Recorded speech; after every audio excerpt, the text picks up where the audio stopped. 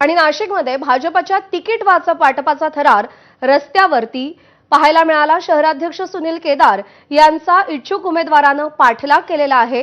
आमदार राहुल ढिकले, सीमा हिरे या सुद्धा या ताफ्यामध्ये आहेत आणि इच्छुक उमेदवारानं थेट पाठलाग करत आपल्याला तिकीट मिळावं यासाठी मागणी केलेली आहे। शहराध्यक्ष सुनील केदार यांचा इच्छुक उमेदवारानं पाठलाग केलेला आहे। ती दृश्य समोर आलेली आहेत।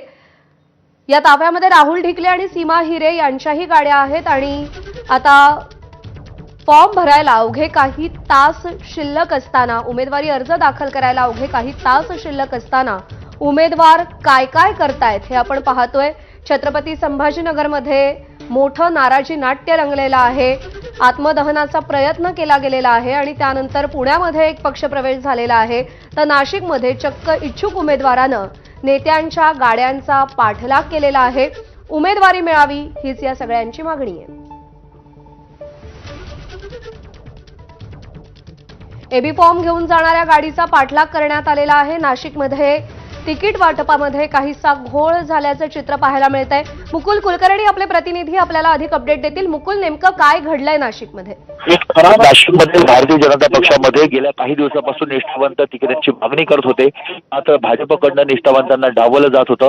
आता ऐनवेळी काही इतरांना तिकीट दिली जात आहेत। त्यामुळे भाजपचे जे इतर निष्ठावंत उमेदवार होते त्यांना तिकीट डावलण्यात आलेलं आहे। ते आता भाजपचे शहराध्यक्ष सुनील केदार यांच्या गाडीचा पाठलाग करत आहेत आणि हा सगळा थरार आपण बघतोय की नाशिक मुंबई महामार्गावर रंगलेला बघायला मिळतोय। शहराध्यक्षांची गाडी पुढच्या बाजूला जाते आणि त्यांच्या मागच्या बाजूला इतर इच्छुक उमेदवार तिकीट आणि एबी फॉर्म घेण्यासाठी हे धावपळ करत असल्याचं आपल्याला दृश्यांमध्ये बघायला मिळत आहे। मुकुल, हे इच्छुक उमेदवार नेमके कोण आहेत ज्यांनी पाठलाग केलाय? आणि काही पंचवटी परिसरामधले आहेत, काही नवीन सिडको या भागामधले काही इच्छुक उमेदवार आहेत। विशेष म्हणजे सीमा हिरे या देखील या ताफ्यामध्ये आहेत।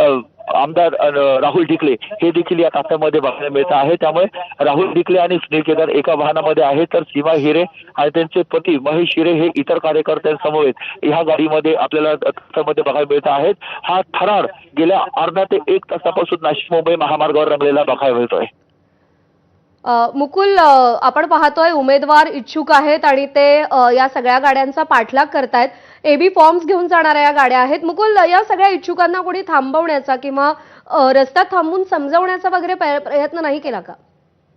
समजवण्याचा प्रयत्न करण्यात आलेला आहे, मात्र आता शेवटचे काही तास उरलेले आहेत आणि ह्या तासामध्ये जर आपल्याला एबी फॉर्म मिळाला नाही तर पुढे आपलं राजकीय भवितव्य हे अनिश्चित होणार आहे, ही प्रत्येकाला जाणीव आहे। आणि त्यामुळे आपण बघतोय की हे सर्वजण कार्यकर्ते शेवटचा प्रयत्न आता करताना बघायला मिळत आहेत आणि या शेवटच्या प्रयत्नामध्ये आपल्या पदरी काही मिळतं का हे बघण्याचा त्यांचा हा प्रयत्न आहे आणि म्हणूनच नाशिक मुंबई महामार्गावर हा थरार रंगलेला बघायला मिळतोय। मुकुल, भाजप नाशिकमध्ये स्वबळावर लढणार आहे, म्हणजे जवळपास सगळ्या जागांवरती भाजप उमेदवार देऊ शकतं, तरीही एवढी रस्सीखेच काय? 122 जागा आहेत। 122 जागांवर भाजप हे स्वबळावर लढणार आहे, मात्र इच्छुकांची संख्या खूप मोठी आहे आणि त्यामुळेच हा थरार आपल्याला बघायला मिळतोय। प्रत्येक एकेका जागेसाठी हे सगळेजण धावपळ करताना बघायला मिळत आहे। आता ज्या ठिकाणाहून तिकीट वाटप हे केलं जात होतं त्या बंगल्याच्या आवारामध्ये हे सर्वजण आता आलेले आपल्याला बघायला मिळत आहे। ह्या ज्या गाड्या आहेत त्या गाड्या आतमध्ये जात आहेत आणि ज्यांना तिकिटाची अपेक्षा आहे ते सर्वजण या बंगल्यामध्ये शिरलेले आहेत आणि तिकीट आपल्याला मिळावं, एबी फॉर्म आपल्याला मिळावा यासाठी प्रयत्नांची पराकाष्ठा करतायत। आपण आता तिथे ह्या बंगल्याच्या आतमध्ये आमदार राहुल ढिकले यांना देखील बघतो आहे आणि इतर देखील पदाधिकारी या बंगल्यामध्ये आहेत। गेल्या काही तासापासून हा थरार जो आहे हा थरार अद्यापही सुरू असल्याचं बघायला मिळत आहे। बरोबर आहे, खरंच खूप जास्त थरारक आहे की या गाड्यांचा पाठलाग केला जातोय इच्छुक उमेदवारांकडून। मुकुल, भाजपचा जर विचार केला तर नाशिकमध्ये साधारण काय क्रायटेरिया भाजपनं तिकीट देण्यासाठी ठेवलेला आहे? भाजपने सुरुवातीला सांगितलं होतं निष्ठावंतांना आम्ही उमेदवारी देऊ, मात्र अनेक ठिकाणी आयात उमेदवार हे देण्यात आलेले आहेत। 4 दिवसापूर्वी आपण बघितलं प्रभाग क्रमांक 13 मध्ये अशा स्वरूपाची नाराजी नाट्य रंगलेलं होतं। जलसंपदा मंत्री गिरीश महाजन यांना देखील रोखण्याचा, भाजप कार्यालयामध्ये जाण्यापासून रोखण्याचा प्रयत्न देखील झालेला होता। हे असे एक एक करत अनेक ठिकाणी ज्या